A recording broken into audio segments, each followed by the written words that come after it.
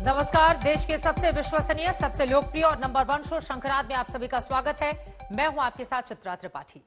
आज शंखनाद उन अफवाहों के खिलाफ जो देश में मिशन वैक्सीन में सबसे बड़ा रोड़ा है। आज शंखनाद उस सिस्टम को जगाने के लिए भी जो कुंभकर्ण की नींद सो रहा है। इसके अलावा आज बात करेंगे पंजाब में बन रहे नए सियासी समीकरण की भी कि कैसे पंजाब में दलित वोट बैंक के लिए दो दलों के दिल मिल रहे हैं। लेकिन कार्यक्रम की शुरुआत आ बयान मुझे मार इस सबसे बड़ी खबर के साथ। कांग्रेस के दिग्गज नेता दिग्विजय सिंह, जिन्होंने एक और सेल्फ गोल मारा है। कश्मीर पर दिग्विजय सिंह की क्लब चैट ने कई सवालों को जन्म दे दिया है। कांग्रेस इस पूरे मामले में बैकफुट पर है और बीजेपी ने ताबड़तोड़ हमले करने शुरू कर दिए हैं। देखिए। Democracy was not there in Kashmir when they revoked Article 370. Then Insaniyat was not there because they put everyone behind bars. सियासत में इसे ही आत्मघाती हमला कहते हैं। सियासत में इसे ही सेल्फ गोल कहते हैं। और ऐसे ही विवादित बयानों के मास्टर को सियासत दिग्विजय सिंह के नाम से जानती है। Decision of revoking Article 370 and reducing the statehood of J&K is extremely, I would say, sad decision, and the Congress party would certainly have to have a relook on this issue. ये कोई पाकिस्तानी नेता का बयान नहीं है और कोई PoK पर बयान नहीं है।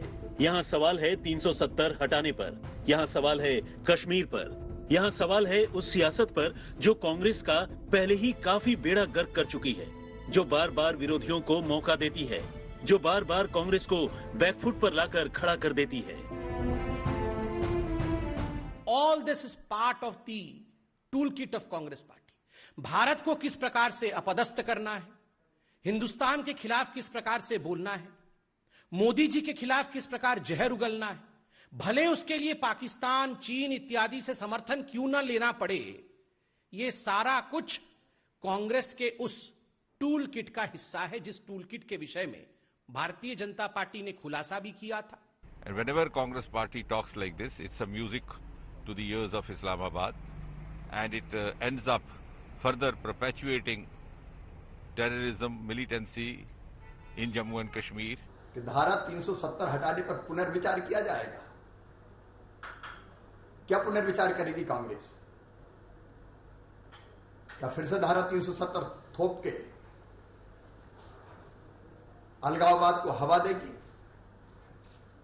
आतंकवाद को प्रश्रय देगी? कांग्रेस का हाथ पाकिस्तान के साथ। ये क्लब हाउस की चैट है जिस पर दिग्विजय सिंह कश्मीर के मुद्दे पर बोल रहे थे। इस चैट में पाकिस्तान का भी एक पत्रकार शामिल था। दिग्विजय शायद भूल गए कि सरकार की नीतियों का विरोध तो ठीक है, लेकिन यहाँ सवाल हिंदुस्तान का है, यहाँ सवाल कश्मीर का है। कांग्रेस के लिए पहला प्यार पाकिस्तान है। दिग्विजय सिंह तो राहुल गांधी का संदेश ही पाकिस्तान को दे रहे हैं। कांग्रेस कश्मीर को हासिल करने में पाकिस्तान की मदद करेगी। जब अपने ही दुश्मन बन जाएं तो गैरों से क्या शिकवा। कांग्रेस ने दिग्विजय सिंह के बयान से पल्ला झाड़ लिया। तो वहीं जब दिग्विजय की गूंज कश्मीर तक पहुंची तो वादी के नेताओं की बाँछें खिल गई। I am very grateful to Digvijay Singh ji. He has realized the sentiments of the people, as other parties of the nation who have also spoken about it, and they are very clear about it, that what you have done, you are losing the will of the people for the nation. And I think he has done well, and I welcome it. अब क्या था, chat पर दिग्विजय सिंह फंस गए तो उन्होंने सारा ठीकरा भाषा पर फोड़ दिया और इंग्लिश स्पीकिंग कोर्स वाले टिप्स देने शुरू कर दिए। दिग्विजय सिंह ने कहा कि कुछ लोगों को शैल और कंसीडर का अंतर नहीं पता है। उन्होंने कहा कि उनका विरोध 370 लागू करने के तरीके पर है और कांग्रेस ने इसी आधार पर संसद में भी विरोध किया था। मोदी के दूसरे कार्यकाल में 370 हटने के बाद कश्मीर को दोबारा जन्नत बनाने की तैयारियां चल रही हैं। डल में काफी पानी बह चुका है, लेकिन घाटी की सियासत अभी वहीं ठहरी है। आज तक ब्यूरो। दिग्विजय सिंह के बयान पर महाभारत देश के भीतर लगातार जारी है। आगे बढ़ते हुए आपको अब लेकर चलते हैं पंजाब, जहां पर विधानसभा चुनाव से पहले सियासी समीकरण बदलने लगे हैं। कृषि कानून के मुद्दे पर बीजेपी का साथ छोड़ने वाला अकाली दल अब बीएसपी के साथ मिलकर चुनाव लड़ेगा। दोनों दलों के इस गठजोड़ का सारा गणित पंजाब के दलित वोटरों पर टिका है, जिसे साधने के लिए हर पार्टी अभी से ही दांव चल रही है। लेकिन सबसे बड़ा सवाल यह है कि अकाली दल और बीएसपी का ये साथ पंजाब में कैप्टन अमरिंदर के मजबूत हाथ को कितनी बड़ी चुनौती दे पाएगा।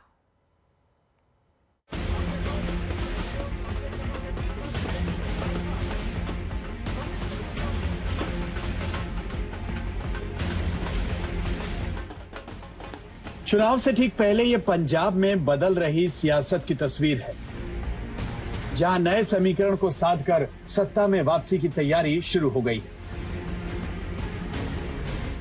कांग्रेस सरकार को हराने की कवायद में अकाली दल और बीएसपी एक दूसरे के साथ आ गए। पंजाब में अकाली दल और बीएसपी के बीच सीट शेयरिंग का जो फॉर्मूला तय हुआ है, उसके मुताबिक अकाली दल 97 जबकि बीएसपी 20 सीटों पर चुनाव लड़ेगी। गुरुओं की धरती पर इस नए गठजोड़ के केंद्र में है दलित वोटर, जिसे लुभाने के लिए हर एक पार्टी अभी से जुटी है। पंजाब में विधानसभा चुनावों की बिसात बिछनी शुरू हो गई है और सभी राजनीतिक दलों ने पंजाब के सबसे बड़े वोट बैंक दलितों को लुभाने के प्रयास शुरू कर दिए हैं। अकाली दल ने बहुजन समाज पार्टी के साथ गठबंधन किया है, तो भारतीय जनता पार्टी ने दलित मुख्यमंत्री बनाने की मांग की है।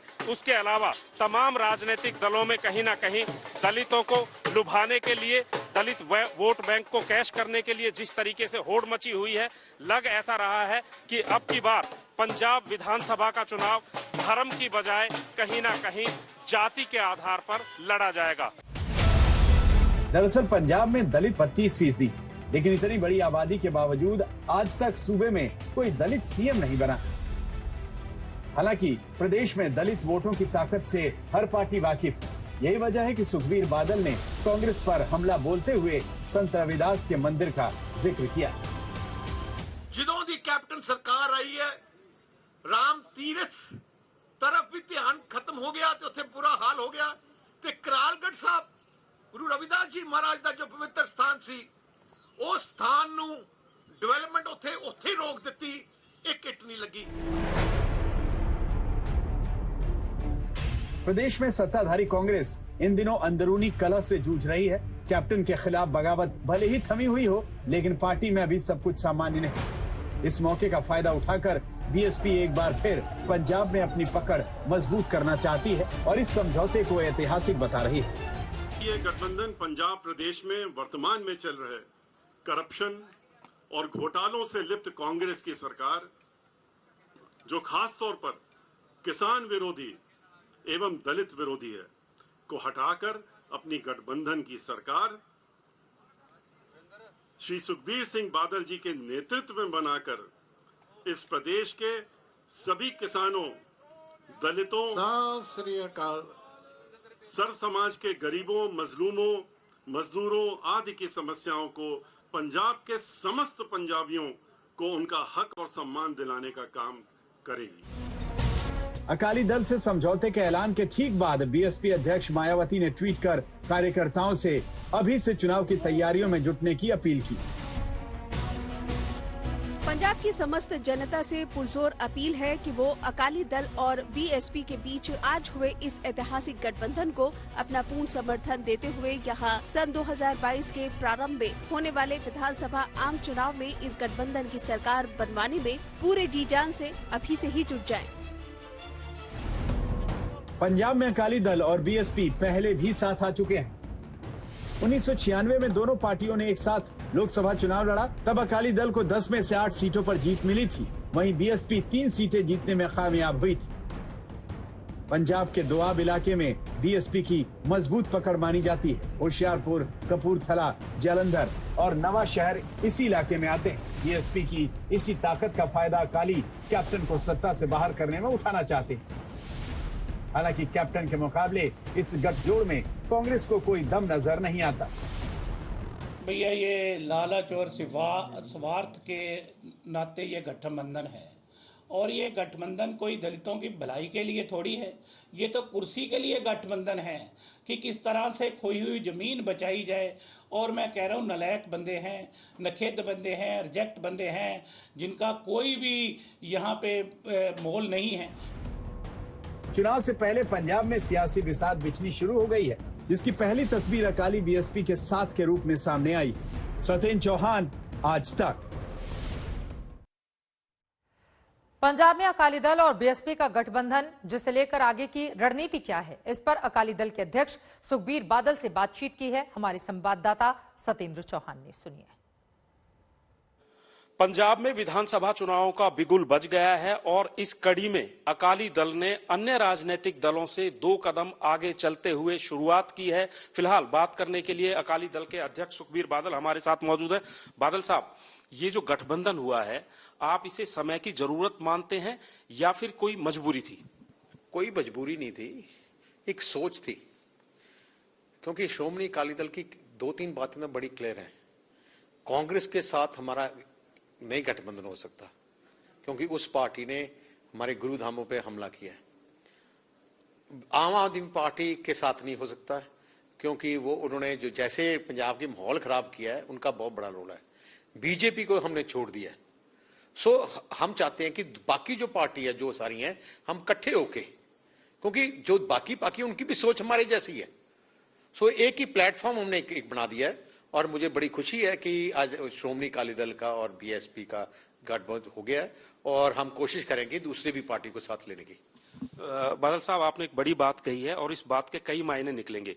नॉन कांग्रेसी, नॉन बीजेपी, क्या थर्ड फ्रंट की गुंजाइश या संभावनाएं दोबारा से नजर आ रही हैं? क्योंकि आपने जो है मायावती जी के साथ गठबंधन किया है, तो जो क्षेत्रीय पार्टियां हैं, क्या अब राष्ट्रीय राजनीति में वो हावी होती जा रही हैं? जैसे माहौल आज देश का बन गया है, जैसे प्रधानमंत्री मोदी जी ने स्टेट्स को दबाया है, कैसे उनके स्टेट्स में इंटरफेयर किया है, अब सारी स्टेट्स, पार्टीज और रीजन्स को लग गया है कि अगर हमने अपने रीजन्स को बचाना है तो हमें इकट्ठा होना पड़ेगा। और ये एक मूवमेंट शुरू हो गई है और पंजाब उस मूवमेंट में बहुत बड़ा हिस्सा बनेगा। लेकिन बादल साहब, यहाँ पर एक सवाल ये भी खड़ा होता है, आपका गठबंधन बहुजन समाज पार्टी के साथ हुआ है। मायावती जी अगर यूपी में कांग्रेस के साथ जाती हैं किसी उसमें, मायावती जी की जैसे मैंने बात हुई है, उनकी भी यही क्लैरिटी है। तो क्या आने वाले समय में एक नए दौर की शुरुआत हो सकती है कि क्षेत्रीय पार्टियां एक राष्ट्रीय लेवल पर कोई गठबंधन करें या फ्रंट? नहीं, जरूर बन सकता है, क्योंकि जैसा माहौल बना है, अब सब स्टेट्स की को मालूम चल गया कि हमें अगर स्टेट्स को बचाना है तो हमें, और स्टेट्स की आवाज उठानी है, और स्टेट्स की, हर स्टेट की अपनी मजबूरी होती है, अपनी डिमांड्स होती है, अपनी इश्यूज। नेशनल पार्टीज नहीं समझ सकती हर स्टेट की इश्यूज। जो नेशनल पार्टीज फैसला करती हैं, कई स्टेटों को वो फैसला सही नहीं लगता, इसीलिए अब जरूरत है कि एक स्टेट्स का फेडरेशन बनकर वो एक गवर्नमेंट बनाए, सो जिसमें इक्वल रिप्रेजेंटेशन सारी स्टेट्स को मिल जाए। पंजाब में अभी तक ऐसा लग रहा था कि कांग्रेस कहीं ना कहीं आगे निकलती हुई नजर आ रही थी, लेकिन आज जो हालात कांग्रेस में बन रहे हैं, तो वो समझ में नहीं आ रहा कि वो आपके साथ लड़ेंगे या पहले आपस में लड़ेंगे। वो अब बताऊं क्या है, लोग, पंजाब के लोग उनको पंजाब से बाहर निकालेंगे। जैसे 4.5 साल में पंजाब की तबाही की है कैप्टन अमरिंदर सिंह और उनके जो लोग हैं, जैसे पंजाब के अंदर खत्म ही कर दिया, इंफ्रास्ट्रक्चर कोलैप्स कर दिया, करप्शन कर दी और लूटने का काम किया है, लोग बहुत ज्यादा नाराज हैं। ये एंटी इनकम्बेंसी नहीं, एंटी इनकम्बेंसी की सुनामी आ रही है कैप्टन के खिलाफ, और आप देख लेना इनकी जमानत जब्त होगी। मुझे लगता है 10 सीटें नहीं मिलेंगी क्या कांग्रेस को। सुखबीर जी, एक बड़ी बात यह है कि पहले भारतीय जनता पार्टी ने अनाउंसमेंट किया कि हम दलित चेहरे को मुख्यमंत्री बनाएंगे, फिर आम आदमी पार्टी ने अनाउंस किया, अब आपने जो है गठबंधन ही कर लिया बहुजन समाज पार्टी से, जो कि दलित के नाम से जानी जाती है। तो ऐसे में क्या आपको लग रहा है कि कांग्रेस कहीं घिरती हुई नजर आ रही है? क्योंकि कांग्रेस के ऊपर जो दबाव है नवजोत सिंह सिद्धू को कहीं एडजस्ट करने का, अगर वो नवजोत सिंह सिद्धू को पार्टी प्रेसिडेंट बनाते हैं या डेप्टी चीफ मिनिस्टर बनाते हैं, तो दोनों तरीके से आपको लग रहा है कि कांग्रेस कहीं ना कहीं कटघरे में आ गई है? आप अगर पूरे पंजाब के कांग्रेस के एमएलए को पूछोगे कि नवजोत सिंह सिद्धू को क्या किया जाए, उसको सबको मन में होगा इसको बाहर फेंकना चाहिए। वो तो इसने, नवजोत सिंह सिद्धू ने राहुल गांधी और प्रियंका गांधी को खुश किया है, इसीलिए उनका प्रेशर है। पंजाब की कांग्रेस तो उसके खिलाफ है। क्योंकि ये एक ऐसा इंसान है, ये किसी का वफादार नहीं। जिस पार्टी में आएगा पहले उसको उस पार्टी के उसमें थाली में छेद करेगा, ऐसा बुरा आदमी है। लेकिन नवजोत सिंह सिद्धू ने बड़े आरोप लगाए हैं कि कांग्रेस पार्टी कहीं ना कहीं आपकी मदद कर रही है, जबकि आप कांग्रेस के खिलाफ बोल रहे हैं लगातार। जब वो मिनिस्टर था तब क्यों नहीं बोला? जब उसको कैबिनेट ने निकाल दिया, उसकी लड़ाई कैप्टन के साथ है, हमें तो ऐसे ही बीच में ही घसीट रहा है। जो लड़ना तो सीधे लड़े। एक अनाउंसमेंट आपने की थी कि अगर आपकी सरकार आती है तो दलित डिप्टी चीफ मिनिस्टर आप बनाएंगे। वो हम कैम है, मैंने शुरू से कहा, सब मेरे दिल में है, इमोशन बात है, और हम बनाएंगे। एक ओर सियासत का बाजार गर्म है तो दूसरी ओर अफवाहों ने सरकार की मुश्किलें बढ़ा रखी हैं। कोरोना के खिलाफ देश में टीकाकरण का काम जारी है, लेकिन गांव में लोग टीका लगाने को तैयार नहीं हैं। ना उन्हें सिस्टम पर भरोसा है और ना ही वैक्सीन पर।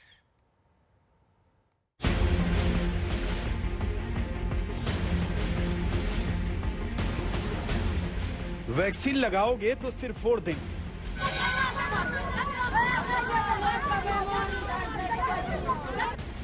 वैक्सीन लगाओगे तो पत्थर मार देंगे,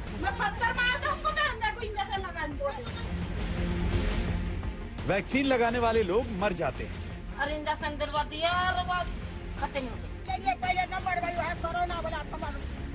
ये जंग अफवाह और टीकाकरण के बीच है। ये जंग गांव को कोरोना से बचाने की है, जहां हथियार के नाम पर खोखला सिस्टम, लाचार सुविधाएं और कागजी दावे हैं।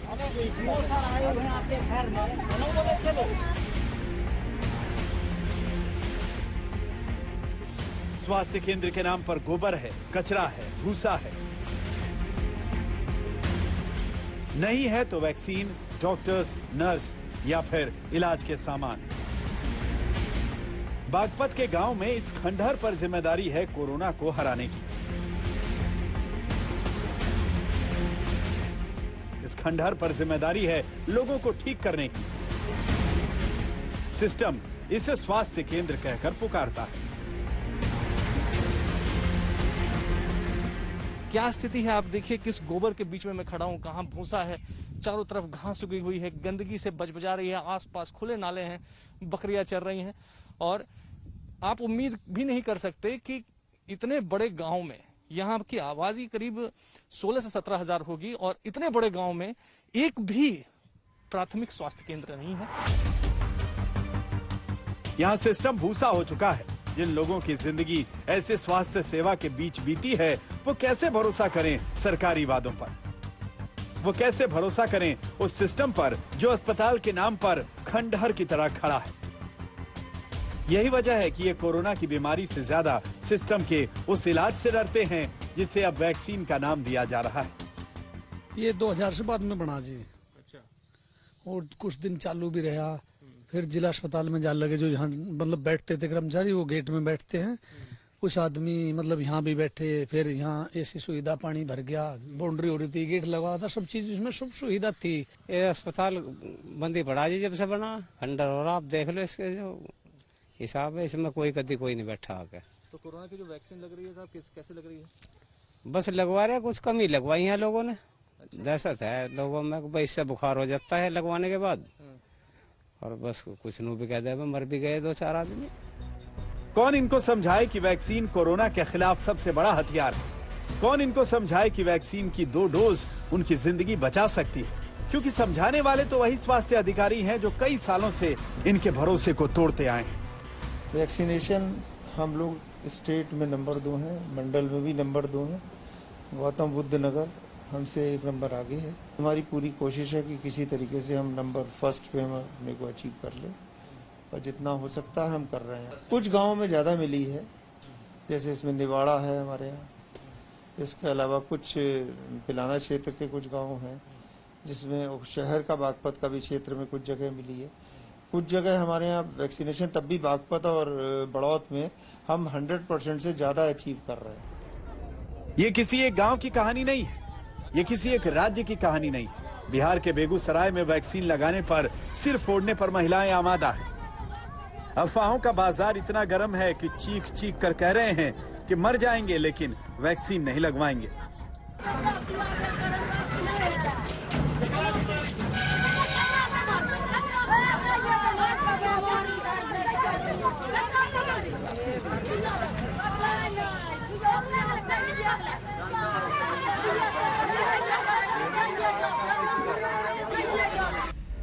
बड़े बड़े तुर्रम खां अधिकारी समझाते हैं, भरोसा दिलाते हैं, लेकिन अफवाहों का बाजार ऐसा है कि कहते हैं कि वैक्सीन लगाएंगे तो मर जाएंगे।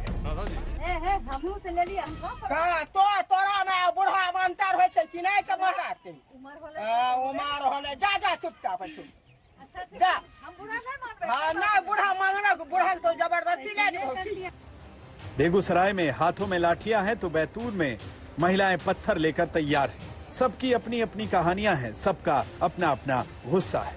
मैं पत्थर मार दूंगा, मैं अंदर को इंजेक्शन लगा दूंगा। पकड़ वाला। सबकी अपनी अपनी कहानियां हैं, सबका अपना अपना गुस्सा है। समदन के जरा बुखार आवत रहा तो वो कर ले गई चोली और इंजेक्शन दिलवा दिया और वो खत्म हो गई। काली की सरकार कायदे टीका नेताओं को मारो जूतों से यहाँ जो आवे नेता। वैक्सीन के नाम पर लोग भड़क जाते हैं, जिंदगी जीने के नए नए मंत्र बताते हैं। जो भाई गए हॉस्पिटल में तो लौट क्यों नहीं आए? तुम्हारा इधर है, हमारा इधर नहीं है। टीका नहीं लगाता आप सही है। कोरोना का टीका लग गया ना, वो आदमी मरते जा रहे सर। आप लोग गंदे रहते, वो सब कीचड़ और वो मच्छर उन चापते, उसका लाने करना होता है। आखिर किसकी गलती है? उस सिस्टम की जो कभी इनका भरोसा नहीं जीत पाया, उन अभियानों की जो इन्हें जागरूक नहीं बना पाई, जो खुद सोया हुआ है वो इन्हें क्या जगाएगा? क्या सिस्टम ऐसे कोरोना को हराएगा? आज तक ब्यूरो। जो हालात बने हुए हैं उसके लिए कौन जिम्मेदार है, ये बड़ा सवाल है। आप देख रहे हैं अफवाहों का बाजार गर्म है, लोग किस तरह से दूर भाग रहे हैं वैक्सीन के टीके से जो कि उन्हें कोरोना से बचाएगा। लेकिन इन सब के बीच नेता अपने बयानों से वैक्सीन के टीकाकरण पर लगातार सवाल खड़े कर रहे हैं। सुनिए। इन्होंने सबसे पहले बूढ़ों को टीका लगाया है। अब बूढ़े लोग, मैंने खुद ने सुना है, वो कह रहे हैं यार मैं तो 80 साल का हो गया, 85 साल का हो गया, मेरे में तो बोनस जिंदगी जी रहा हूँ। लगाओ तो मेरे पोते के लगाओ, मेरे बेटे के लगाओ, उसकी जिंदगी बचानी जरूरी है। मैं तो मर जाऊंगा तो कोई बात नहीं, कोरोना में ठीक हो जाऊंगा तो ठीक है, नहीं तो कम से कम आप हमारी भावी पीढ़ी को बचाओ। तो ये टीकाकरण की नीति बहुत गलत है। टीका सबसे पहले बच्चों के लगे, फिर जवानों के लगे, फिर बूढ़ों के लगे। मैं सभी से अनुरोध करूंगा कि कृपया कर आप उतना ही बाहर निकलें जितना राहुल गांधी मंदिर जाते हैं, उतने ही मास्क का प्रयोग करें जितना योगी आदित्यनाथ जी भगवा वस्त्र पहनते हैं। और क्योंकि सबसे बड़ा कारण यह है कि डॉक्टर उतना ही इस बीमारी के बारे में जानते हैं जितना सोनिया गांधी जी हिंदी जानते हैं, इसलिए वैक्सीन जरूर लगाएं और प्रोटेक्शन जरूर करें। मुंबई पर मानसून की आफत का आगाज हो चुका है। कल यानी रविवार और सोमवार को मुंबई में भारी बारिश का अलर्ट जारी किया गया है, लेकिन माया नगरी पर मौसम के इस मार का ट्रेलर आज ही दिखना शुरू हो गया। रुक रुक कर हो रही तेज बारिश से मुंबई के कई इलाकों में पानी भर चुका है, सबवे बंद करने पड़े और लोगों को मुश्किलें झेलनी पड़ रही हैं। यानी कि हर साल की तरह इस बार भी बारिश में मुंबई का हाल पहले जैसा ही नजर आ रहा है और ऐसे में यह कहना लाजिमी है, डूबती का नाम मुंबई।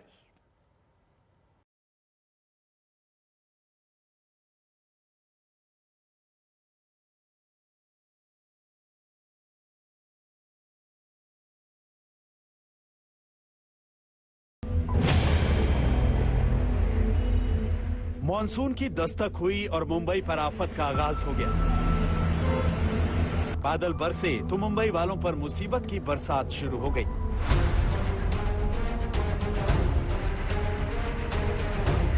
कहीं सड़कें पानी में डूब गई, कहीं गाड़ियां रेंगती नजर आई और सबवे में तो सैलाब सा बहता नजर आने लगा। शुक्रवार रात से मुंबई में मॉनसूनी बारिश ने फिर रफ्तार पकड़ी तो लगा कि जैसे दौड़ते भागते शहर की रफ्तार पर मौसम ने ब्रेक लगाना शुरू कर दिया है। मुंबई में लोग मॉनसून के ऐसे आगाज से भी परेशान हो गए हैं, क्योंकि रुक रुक कर हो रही तेज बारिश से कई इलाकों में पानी भर गया है। बारिश से सबसे ज्यादा मुश्किल मुंबई के निचले इलाकों में हो रही है। सबवे पानी में डूब गए हैं, लिहाजा रास्तों पर आवाजाही रोकनी पड़ी। शनिवार सुबह से ही मुंबई और इसके आसपास के इलाके में तेज बारिश हो रही है, जिसके चलते जगह जगह जल जमाव की स्थिति उत्पन्न हो गई है। इस वक्त हम मौजूद हैं मुंबई के अंधेरी सबवे के पास, जहां पर तेज बारिश के बाद अंधेरी सबवे जो है पूरा भर गया है। एहतियात के तौर पर मुंबई पुलिस ने सबवे को बंद कर दिया गया है ताकि कोई भी गाड़ी जाकर अंदर में किसी तरफ फंस न जाए, लोगों को नुकसान न हो। तस्वीर में देख सकते हैं मुंबई पुलिस के जवान यहाँ पर बैरिकेड कर दिया गया है ताकि किसी भी तरह जो कोई गाड़ी अंदर न आए और आगे जाकर किसी तरह वो फंस न जाए। अंधेरे के साथ साथ तमाम दूसरे इलाकों में भी लोगों को बारिश के चलते आई दिक्कतों से दो चार होना पड़ा है।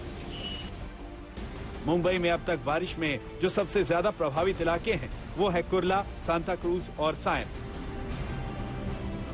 मुंबई में बदले मौसम का अंदाजा इन तस्वीरों से लगाया जा सकता है। बारिश से दिन में ही अंधेरा छा गया। वेस्टर्न एक्सप्रेस हाईवे पर गाड़ियों को दिन में हेडलाइट जलाकर चलना पड़ा। सायन की सड़कें कुछ इस तरह पानी से लबालब थी। वडाला का भी कुछ ऐसा ही हाल दिखा। दादर और माटुंगा में जल भराव से हालात बदतर दिखे। यहां से लोगों को आवाजाही करने में दिक्कत हुई। लेकिन बारिश से अभी आफत की शुरुआत है, क्योंकि आने वाले दिनों में मुंबई में भारी बारिश का अलर्ट जारी किया गया है, जिसका ट्रेलर अभी से नजर आ रहा है। जून के पहले चंद दिनों में ही मुंबई में रिकॉर्ड तोड़ बारिश हुई है। जून में मुंबई में आमतौर पर 493 मिलीमीटर बारिश होती है, लेकिन इस बार जून के पहले 9 दिन में ही 416 मिलीमीटर बरसात हो चुकी है। ये तो 9 दिन की बात हुई, लेकिन बीते 24 घंटे में बादल कुछ ज्यादा मेहरबान हुए। मुंबई ईस्टर्न सबर्न इलाके में इस 24 घंटे में 89 से 92 मिलीमीटर बारिश हो गई। मुंबई शहर में यह आंकड़ा करीब 80 मिलीमीटर रहा है। और ये अभी आगाज है, अभी पूरा मानसून बाकी है और उसमें भी अगले 2 दिन मुंबई पर भारी पड़ने वाले हैं। मुंबई में मानसून जिस दिन से शुरू हुई है, भारी बारिश का सिलसिला शुरू है। अनलॉकिंग के समय में लोगों को घर से बाहर निकलने में दिक्कतें हो रही है और इसी से आप अंदाजा लगा सकते हैं कि मानसून शुरू होते ही मुंबई करों की मुश्किल बढ़ने लगी है।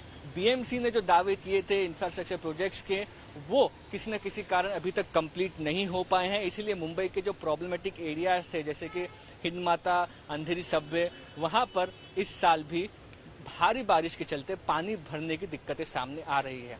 कैमरा पर्सन मंगेश आमरे के साथ मुस्तफा शेख, मुंबई आज तक। हर साल बारिश मुंबई वालों के लिए राहत कम और आफत ज्यादा लेकर आती है। अगले 2 दिन एक बार फिर से मुंबई पर भारी पड़ने वाले हैं। कल और परसों मुंबई में भारी बारिश का अलर्ट जारी किया गया है। 2 दिन तक मुंबई वालों को बहुत ज्यादा संभल कर रहना होगा।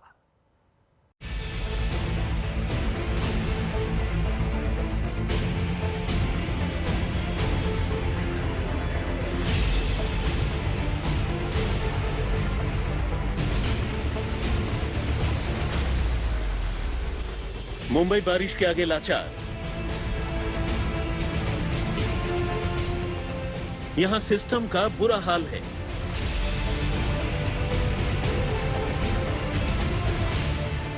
संकट के जिन बादलों ने मायानगरी में दस्तक दी है, वो आगे मुश्किलों का पहाड़ बनकर बरसने वाले हैं। साउथ वेस्ट मॉनसून को मुंबई में दस्तक दिए अभी 100 घंटे भी पूरे नहीं हुए कि मुंबई शहर की रफ्तार थम गई। लेकिन ये तो महज ट्रेलर है, असली पिक्चर तो आगे आने वाली है। मौसम विभाग ने मुंबई में रेड अलर्ट जारी किया है। अगले 2 दिन में भारी बारिश की चेतावनी है। 13 और 14 जून को मुंबई के लिए ये बारिश बड़ी आफत साबित हो सकती है। बीएमसी ने लोगों के बीच और तटीय इलाकों में न जाने की चेतावनी दी है। बीएमसी का जो बॉम्बे कोस्ट है या कर्नाटक कोस्ट है, जहाँ भी बहुत स्ट्रांग विंड है और इसकी वजह से जो है इस साल गर्मी नहीं है और ज़्यादा बारिश है। और ये मैं बोलना चाहता हूँ कि मई महीना का जो बारिश है सारा भारत में रिकॉर्ड तोड़ बारिश हुआ है। 121 ईयर्स में सेकेंड हाईएस्ट है। मौसम विभाग की चेतावनी आने के बाद बीएमसी अलर्ट पर आ गया है। शहर में आफत से निपटने के लिए युद्ध स्तर पर तैयारियां शुरू हो गई हैं।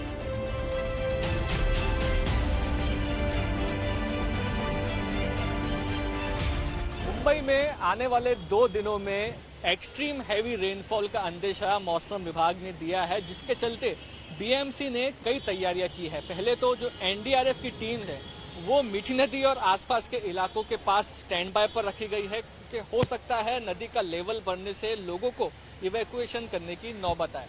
दूसरी ओर जो ड्रेजिंग मशीन है वो लगाई गई है 6 जगहों पर, ताकि पानी जल्द से जल्द ड्रेन हो जाए और ड्रेनेज सिस्टम जो है वो खोलकर पानी को निकालने का काम किया जाएगा।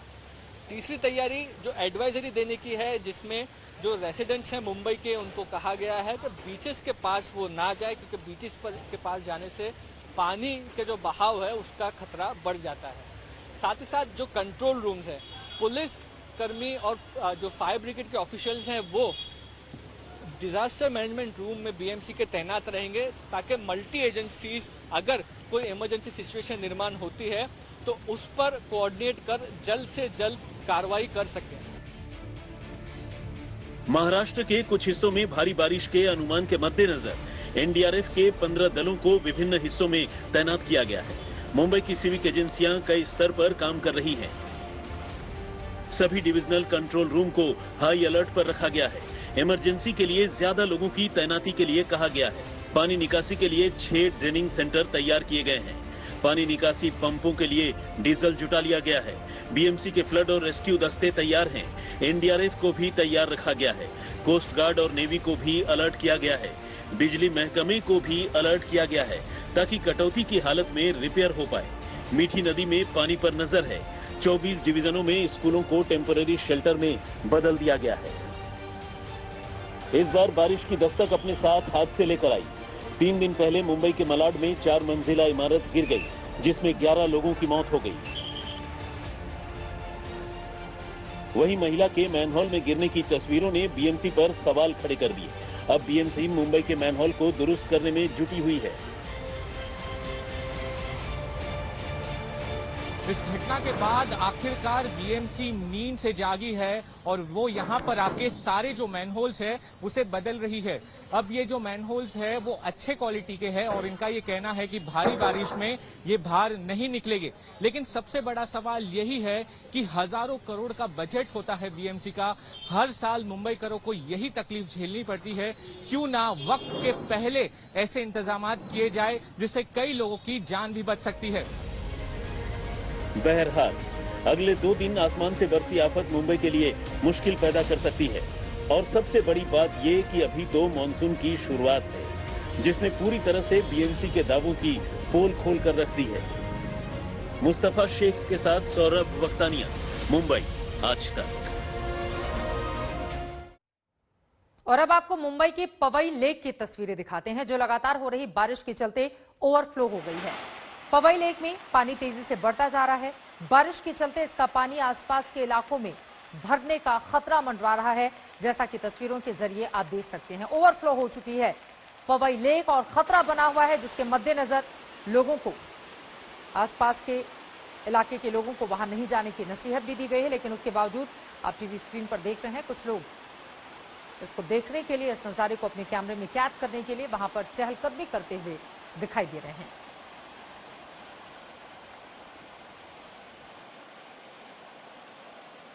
महाराष्ट्र और मुंबई ही क्या, बारिश और मानसून की शुरुआत में ही देश के कई सूबों से ऐसी तस्वीरें आ रही हैं जो तैयारियों की पोल खोलती हैं। बिहार, झारखंड में जमकर बादल बरस रहे हैं। हिमाचल के लिए अलर्ट जारी हुआ है। पहाड़ी सूबों में बारिश और मलबा जी का जंजाल बन गया है।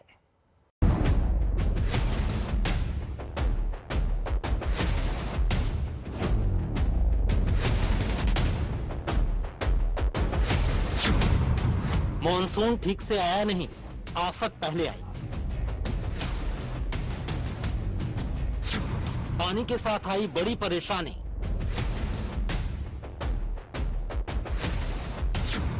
एमपी से उत्तराखंड तक बारिश से बदहाल। बिहार से हिमाचल तक आफत का दौर।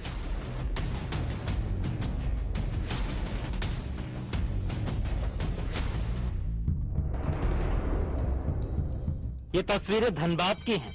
बारिश यहां पूरे रंग में है। सड़कें तालाब में तब्दील हो गई हैं। पानी सड़कों को पार करके घरों में घुस चुका है। रेलवे स्टेशन के आसपास का इलाका स्विमिंग पूल जैसा हो गया है। जिस सड़क पर आप तालाब देख रहे हैं, अब तक उसका उद्घाटन नहीं हुआ है। सड़क के आसपास नाली नहीं बनाए गए, तो पहली बारिश में ये हाल हो गया।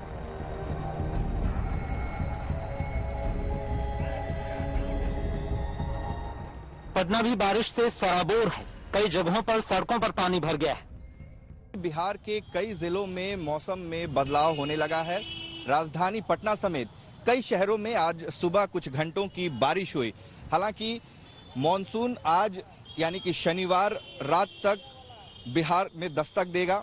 मौसम विभाग ने पहले ही तय समय से 2 दिन पहले मॉनसून के बिहार पहुंचने की चेतावनी दी थी और फिलहाल मौसम विभाग का यह अनुमान है कि पूर्णिया, बांका और कटिहार होते हुए बिहार के मध्य की तरफ ये मॉनसून बढ़ेगा और इस दौरान 32 से 40 किलोमीटर प्रति घंटे की रफ्तार से हवाएं चलेंगी। आज राजधानी पटना में भी बारिश हुई और तस्वीरें आप देखिए कि जो गर्मी है उससे फिलहाल लोगों को यहाँ पर निजात मिली है।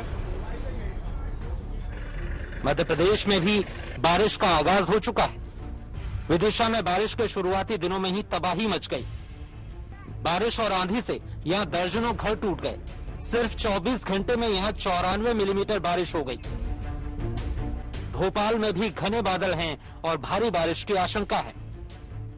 भीषण गर्मी से जूझते मध्य प्रदेश को अब राहत मिली है। राहत का मानसून मध्य प्रदेश आ चुका है और अब मौसम पूरी तरीके से करवट ले रहा है। हम इस वक्त भोपाल के पास मौजूद हैं और आप मेरे ठीक पीछे तस्वीरों में देखें तो आप देखेंगे कि कैसे पहाड़ों के ऊपर काले घने बादलों का डेरा है। ये सतपुड़ा की पहाड़ियां हैं और ये आप देख सकते हैं बेहद ही खूबसूरत विहंगम दृश्य भोपाल के पास का, जहां पे आप देख सकते हैं कि कैसे मानसून ने जो प्रवेश किया है उसके बाद किस तरीके से मौसम बदला है। बेहद काले घने बादल और सिर्फ यही नहीं, मध्य प्रदेश में इस बदलते मौसम के चलते कई हिस्सों में जोरदार बारिश बीते 24 घंटों के दौरान हुई है।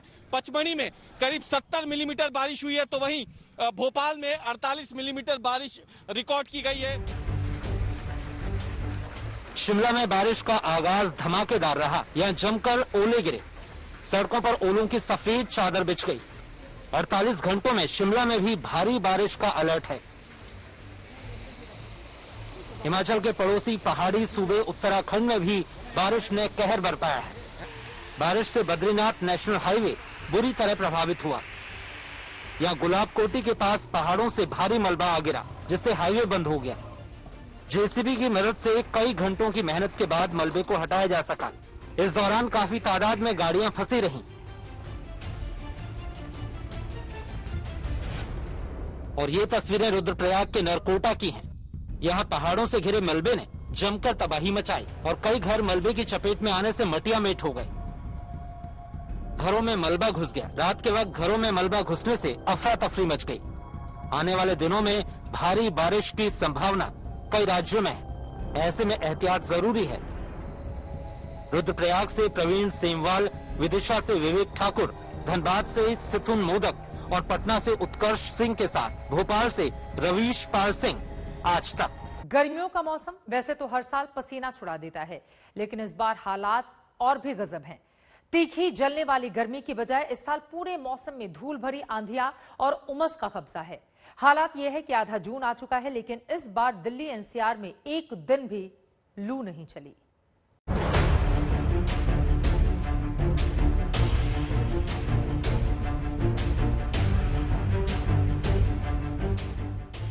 जलन वाली गर्मी की जगह चिपचिपी उमस, गर्म थपेड़ों की जगह आंधी तूफान, तपते सूरज की जगह बादलों का डेरा।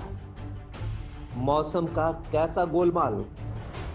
मई जून के महीने में उत्तर भारत के ज्यादातर इलाके जला देने वाली गर्मी का कहर झेलते हैं। इसके बाद ही मॉनसून की मेहरबानी बरसती है और राहत का दौर शुरू होता है। मौसम का ये सदियों पुराना रवैया वैसे तो साल दर साल थोड़ा थोड़ा करके बदलता जा रहा है, लेकिन इस साल का हाल कुछ ज्यादा ही अलग है। तपन वाली गर्मी परवान ही नहीं चढ़ पाई और आंधी के साथ बेवक्त की बौछारों ने अभी से उमस वाली गर्मी का दौर ला दिया। खासतौर पर दिल्ली और आसपास के इलाकों में मौसम का ये गोलमाल रंग कुछ ज्यादा ही गहरा दिख रहा है। देश के कई राज्यों में दस्तक दे चुका मानसून बहुत जल्द राजधानी दिल्ली में भी दस्तक दे सकता है। मौसम विभाग की माने तो इस बार मानसून अपने सामान्य समय से 12 दिन पहले यानी 15 जून तक दिल्ली में दस्तक दे देगा। इसके साथ ही वीकेंड पर अगर बात की जाए तो मौसम विभाग की तरफ से पहले ही अंदेशा जताया गया था कि वीकेंड पर तेज हवाएं और उसके साथ साथ हल्की हल्की बारिश जो है वो हो सकती है। आज भी वीकेंड है, शनिवार का दिन है और चारों तरफ बादल ही बादल छाए हुए हैं, तेज हवाएं चल रही हैं और इसके साथ साथ मौसम में भी अच्छी खासी गिरावट जो है वो दर्ज की गई है। मई में पारा चढ़ने के साथ ही मौसम की जो उल्टी चाल शुरू हुई तो अब तक जारी है। 6 मई को दिल्ली एनसीआर में आंधी आई, कई इलाकों में बारिश हुई। 13 मई को भी दिल्ली एनसीआर में सुबह से आंधी बारिश का दौर रहा। 31 मई को एनसीआर में रात भर धूल भरी आंधी चली, तेज बारिश भी हुई। 4 जून को तेज हवाओं के साथ एनसीआर में बारिश हुई। 10 जून को रात से सुबह तक आंधी पानी का दौर चला। आज भी सुबह से दिल्ली के आसमान में बादलों की आवाजाही है। मौसम की करवट पर मौसम वैज्ञानिक भी हैरान है। वो दिल्ली एनसीआर सहित पंजाब के कुछ भागों में और उत्तराखंड में समय से पहले पहुंचेगा, काफी पहले पहुंचने की उम्मीद है। मौसम विभाग ने तो यानी कि अंदाजा जताया है कि 15 तारीख के आसपास पहुंच जाएगा। हमें भी लग रहा है कि 16 या 17 तारीख तक ये मानसून दिल्ली में दस्तक दे देगा, यानी कि कम से कम 10 या 11 दिन पहले मानसून दिल्ली में पहुंच जाएगा और बारिश काफी अच्छी होने की संभावना अभी लग रही है फिलहाल। और जब तक इस वेदर सिस्टम का जोर रहेगा, यानी कि तब तक रेनफॉल एक्टिविटीज पूरे पूर्वी भारत, मध्य भारत और उत्तर भारत में जाता रहेंगी। दिल्ली और आसपास के इलाकों में अमूमन अप्रैल से जून के बीच ज्यादातर लू चलती है, लेकिन कई सालों में इस बार गर्मी का ये पहला ऐसा सीजन है जिसमें एनसीआर ने अभी तक लू का एक दिन भी नहीं झेला। दिल्ली में इस बार मई के महीने में अधिकतम तापमान 1951 के बाद सबसे निचले स्तर 23.8 डिग्री पर दर्ज हुआ। वहीं न्यूनतम तापमान 7 सालों के सबसे निचले स्तर 18 डिग्री तक पहुंच गया। मई जून के दौरान दिल्ली का तापमान अमूमन 45 से 46 डिग्री तक पहुंच जाता है, लेकिन इस साल मई से अब तक का औसत तापमान 39 डिग्री के आसपास रहा। जो मानसून की प्रोग्रेस होने वाली है वो अगले 24 घंटों के अंदर हमें लग रहा है कि पूरे बिहार को, झारखंड को, छत्तीसगढ़ को, पूर्वी मध्य प्रदेश के साथ साथ उत्तर प्रदेश के पूर्वी जिलों को कवर कर जाएगा। यानी मानसून काफी तेजी से आगे बढ़ेगा और आज से ही हमें उम्मीद है कि पंजाब, पश्चिमी उत्तर प्रदेश, हरियाणा और दिल्ली, इस इलाके में बारिश की गतिविधियां या धूल भरी आंधी शुरू हो जाएगी। आज सुबह हमने देखा कि मेरठ, मुजफ्फरनगर, अलीगढ़ और उसके आसपास के इलाकों में, यानी कि बरेली, बदायूं और जो उसके आसपास के जिले हैं, इन इलाकों में बारिश की गतिविधियां हो रही हैं। दुनिया भर के मौसम वैज्ञानिक सालों साल से चेता रहे हैं कि धरती का तापमान बढ़ रहा है और जलवायु पर इसका गंभीर असर पड़ेगा। भारत समेत दुनिया के कई हिस्सों में ये दिखना शुरू भी हो गया है।